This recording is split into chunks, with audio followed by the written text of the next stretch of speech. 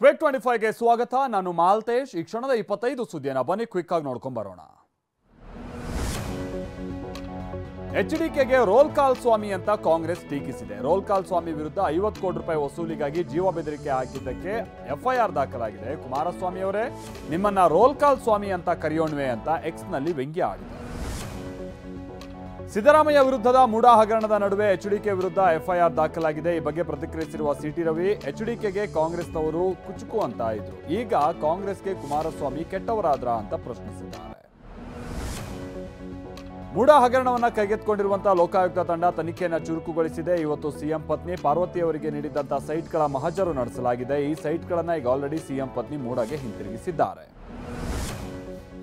CM ರಾಜೀನಾಮೆ ಕೊಡಬೇಕಿಲ್ಲ ಎಂಬ ಜಿಟಿ ದೇವೇಗೌಡ ವಿರುದ್ಧ ಮೈಸೂರಿನಲ್ಲಿ ದೂರುದಾರ ಸ್ನೇಹಮಯಿ ಕೃಷ್ಣ ಕಿಡಿಕಾರಿದ್ದಾರೆ. ಕಳ್ಳರೆಲ್ಲ ಒಂದಾಗಿದ್ದಾರೆ, ತಮ್ಮ ರಕ್ಷಣೆಗಾಗಿ ಒಂದು ಕೂಟವನ್ನ ರಚನೆ ಮಾಡಿಕೊಂಡಿದ್ದಾರೆ ಅಂತ ಆರೋಪಿಸಿದ್ದಾರೆ. ಸಿಎಂ ಪರ ಜಿಟಿ ದೇವೇಗೌಡ ಬ್ಯಾಟಿಂಗ್ ವಿಚಾರವಾಗಿ ಕಿಡಿಕಾರಿರುವ ಸಿಟಿ ರವಿ, ಬೆಂಗಳೂರಿನಿಂದ ಮೈಸೂರಿಗೆ ಜಿಟಿಡಿ ಪಾದಯಾತ್ರೆ ಮಾಡಿದ್ರು. ಕಳೆದ ಒಂದೇ ತಿಂಗಳಲ್ಲಿ ಏನ್ ಮ್ಯಾಜಿಕ್ ನಡೀತು, ಜಿಟಿಡಿಗೆ ಬೆದರಿಕೆ ಹಾಕಿದ್ರಾ ಅಂತ ಪ್ರಶ್ನಿಸಿದ್ದಾರೆ.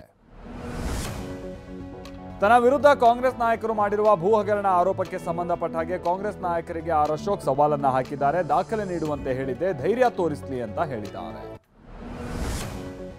ಸಿಎಂ ರಾಜೀನಾಮೆಗೆ ಒತ್ತಾಯಿಸಿರುವ ಸಿಟಿ ರವಿ, ಸಿದ್ದರಾಮಯ್ಯನವರಿಗೆ ಬೇರೆ ಪರ್ಯಾಯ ಮಾರ್ಗವೇ ಇಲ್ಲ, ರಾಜೀನಾಮೆ ಕೊಟ್ಬಿಡಿ, ಬೇರೆಯವರ ವಿಷಯದಲ್ಲಿ ಸಿಎಂ ಜಡ್ಜ್ ಆಗ್ಬಿಡ್ತಾರೆ ಅಂತ ಕಿಡಿಕಾರಿದ್ದಾರೆ.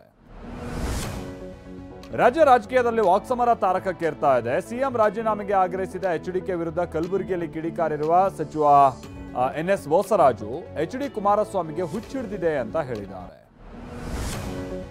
ಹುಚ್ಚು ಹಿಡಿದಿದೆ ಎಂದಿದ್ದ ಸಚಿವ ಬೋಸರಾಜುಗೆ ಆರ್ ಅಶೋಕ್ ತಿರುಗೇಟನ್ನ ಕೊಟ್ಟಿದ್ದಾರೆ. ನಾನು ಕೆಳಮಟ್ಟಕ್ಕಿಳಿದು ಪ್ರತಿಕ್ರಿಯಿಸೋದಕ್ಕೆ ಹೋಗೋದಿಲ್ಲ ಅಂತಾನೂ ಹೇಳಿದ್ದಾರೆ. ಸಿಎಂ ರಾಜೀನಾಮೆ ಕೇಳ್ತಾ ಇರುವ ಬಿಜೆಪಿಗರ ವಿರುದ್ಧ ಸಚಿವ ಶಿವರಾಜ ತಂಗಡಗಿ ಕಿಡಿಕಾರಿದ್ದಾರೆ. ಮುಖ್ಯಮಂತ್ರಿ ಸಿದ್ದರಾಮಯ್ಯ ಕಡತಕ್ಕೆ ಸಹಿ ಹಾಕಿದಾರಾ, ಒಂದು ದಾಖಲೆ ಕೊಡಿ ನೋಡೋಣ ಅಂತ ಸವಾಲೆಸೆದಿದ್ದಾರೆ. ಸಿಎಂ ರಾಜೀನಾಮೆ ಕೇಳ್ತಾ ಇರುವ ಬಿಜೆಪಿಗರ ವಿರುದ್ಧ ಮೈಸೂರಿನಲ್ಲಿ ಸಚಿವ ಕೃಷ್ಣ ಬೈರೇಗೌಡ ಆಕ್ರೋಶ ಹೊರಹಾಕಿದ್ದಾರೆ. ಸಿಎಂ ರಾಜೀನಾಮೆ ಕೇಳುವವರ ಮೇಲೇನೆ ಕೇಸ್ಗಳಿದೆ, ರಾಜೀನಾಮೆ ಕೇಳುವವರು ಡೋಂಗಿತನ ಬಿಡ್ಲಿ ಅಂತ ಕಿಡಿಕಾರಿದ್ದಾರೆ.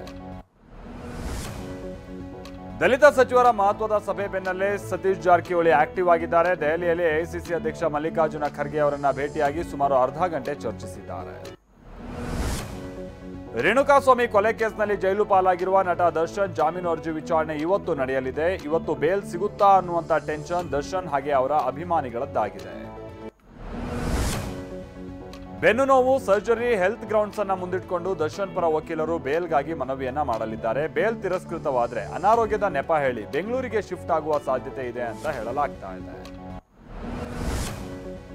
ಕಲಬುರಗಿ ಜಿಲ್ಲೆ ಅಫಜಲ್ಪುರ ತಾಲೂಕಿನ ಬಂದರವಾಡ ಹಾಗೆ ಶಿರಸಗಿ ಗ್ರಾಮದ ನಡುವಿನ ರಸ್ತೆಗೆ 6 ಕೋಟಿ ರೂಪಾಯಿ ವೆಚ್ಚದಲ್ಲಿ ಹಾಕಲಾದ ಡಾಂಬರೀಕರಣದಲ್ಲಿ ಕಳಪೆ ಕಾಮಗಾರಿ ಆರೋಪ ಕೇಳಿಬಂದಿದ್ದು, ಮೊನ್ನೆ ತಾನೇ ಡಾಂಬರ್ ಹಾಕಿದ್ದಾರೆ, ಈಗಲೇ ರಸ್ತೆ ಕಿತ್ತು ಕೈಯಲ್ಲಿ ಬರ್ತಾ ಇದೆ.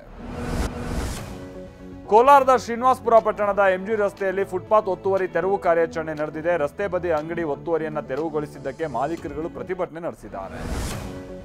ಚಾಮರಾಜನಗರದಲ್ಲಿ ವಿದ್ಯಾಗಣಪತಿ ವಿಸರ್ಜನಾ ಮಹೋತ್ಸವ ಪೊಲೀಸ್ ಸರ್ಪಗಾವಲಿನಲ್ಲಿ ನಡೀತಾ ಇದೆ. ನಗರದ ರಥಬೀದಿಯಿಂದ ಮೆರವಣಿಗೆ ಆರಂಭ ಆಗಿದ್ದು, ವಿವಿಧ ಜಾನಪದ ಕಲಾ ತಂಡಗಳು ಆಕರ್ಷಕ ಪ್ರದರ್ಶನವನ್ನ ನಡೆಸ್ತಾ ಇವೆ. ತಿರುಪತಿ ಪ್ರಸಾದದಲ್ಲಿ ಪ್ರಾಣಿಗಳ ಕೊಬ್ಬು ಬಳಕೆ ಆರೋಪಕ್ಕೆ ಸಂಬಂಧಪಟ್ಟ ಹಾಗೆ ಸುಪ್ರೀಂ ಕೋರ್ಟ್ ಮಹತ್ವದ ಆದೇಶ ನೀಡಿದೆ. ಪ್ರಕರಣದ ತನಿಖೆ ನಡೆಸೋದಕ್ಕೆ ಸ್ವತಂತ್ರ ವಿಶೇಷ ತನಿಖಾ ತಂಡ ರಚನೆಗೆ ನಿರ್ದೇಶಿಸಿದೆ. ಮಹಾರಾಷ್ಟ್ರದ ಪುಣೆಯಲ್ಲಿ ಅಮಾನವೀಯ ಘಟನೆಯೊಂದು ನಡೆದಿದೆ. ತಡರಾತ್ರಿ ಪುಣೆಯ ಕೊಂದ್ವಾದಲ್ಲಿ ಯುವತಿಯೋರ್ವಳ ಮೇಲೆ 3 ದುರುಳರು ಸಾಮೂಹಿಕ ಅತ್ಯಾಚಾರ ನಡೆಸಿದ್ದಾರೆ. ಸದ್ಯ ಆರೋಪಿಗಳಿಗಾಗಿ ಹುಡುಕಾಟ ನಡೀತಾ ಇದೆ.